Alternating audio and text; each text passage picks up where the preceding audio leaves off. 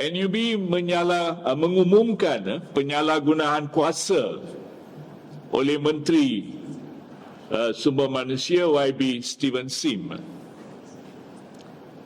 Kesatuan Kebangsaan Pekerja Bank NUBE mengutuk keputusan yang lemah dan regresif yang dibuat oleh Menteri Sumber Manusia YB Steven Sim Chee Kiong dengan kerjasama bersama Persatuan Bank Commercial Bank iaitu MCBA, Kesatuan kepada Pengurusan Bank untuk membayar kaki tangan perkeranian hanya setengah bulan gaji sebagai bantuan perayaan berbanding bayaran sebulan gaji seperti yang dilakukan pada tahun 2023. Manakala pekerja bukan kerani yang hanya meliputi kurang daripada 10% daripada 15,000 ahli NUB telah menerima gaji sebulan. YB Steven Sim dan MCBA telah mengkhianati kepercayaan pekerja bank berhubung dengan pembayaran bantuan perayaan tahunan. Yang jelas telah ditetapkan dalam memorandum perjanjian April 2023 di antara NUB dan MCBA dan mewajibkan pembayaran gaji sebulan penuh kepada setiap pekerja untuk sambutan perayaan mereka masing-masing iaitu Hari Raya, Aidilfitri, Tahun Baru Cina, Deepawali, Christmas atau seumpamanya, yang sepatutnya dibayar sebulan sebelumnya. Hal ini meletakkan kedudukan kaki tangan kerani dalam keadaan yang merugikan berbanding kedudukan mereka pada tahun 2023. Walaupun perjanjian ini jelas, YB Steven Sim dan MCBA terlibat dalam perbincangan satu pihak yang mengecualikan NUBE dan seterusnya menetapkan bayaran bantuan perayaan sekali bayaran sahaja secara ex gratia yang akan dibayar kepada pekerja dengan jumlah yang lebih rendah daripada jumlah yang dipersetujui di antara NUB dan MCBA. Ini menyebabkan lebih 90% ahli NUB daripada 15,000 pekerja menerima hanya sebahagian kecil daripada yang sepatutnya. YB Steven Sim secara tidak beretika dan secara sulit bersekongkol dengan MCBA dan mengeniplikan NUB yang jelas menyalahgunakan kuasa menteri. Hal ini merupakan langkah tidak jujur yang bertentangan dengan penyelesaian pertikaian rasmi dan menimbulkan kebimbangan besar tentang integriti berkenaan perundingan setakat ini.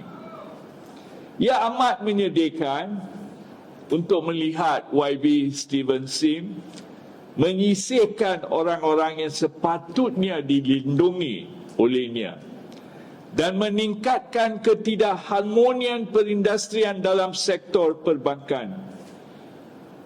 Kami menyeru YB Steven Sim untuk memenuhi janjinya dan menggunakan kuasa beliau untuk memastikan pekerja bank dibayar seperti apa yang telah dipersetujui.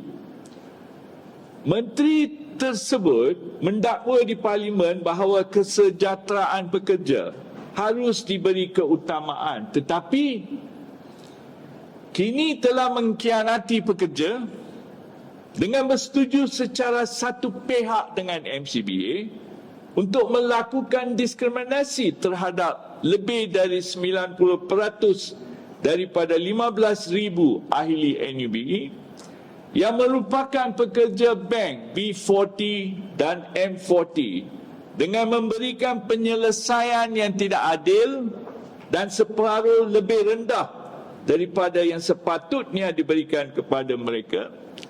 Walaupun NUB, pihak yang sah kepada Festival 8 Memorandum of Agreement sepatutnya hadir dalam mesyuarat rundingan damai untuk berunding. Sehingga hari ini Menteri dan MCBA gagal memberikan justifikasi kepada NUB tentang mengapa mereka tidak mampu membayar bantuan perayaan sebulan walaupun bank mencatatkan keuntungan yang besar. NUB menyeru YB Steven Sim dan MCBA untuk membetulkan semula tindakan mereka dengan satu, memastikan MCBA membayar bantuan perayaan sebulan penuh kepada pekerja-pekerja bank iaitu ahli NUB.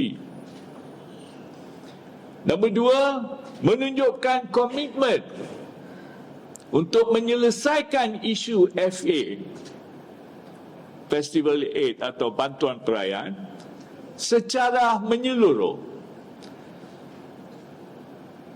dengan memasukkan bantuan perayaan MOA ke dalam perjanjian kolektif yang sedia ada dan mengiktirafnya sebagai bayaran tahunan supaya situasi ini tidak berulang lagi.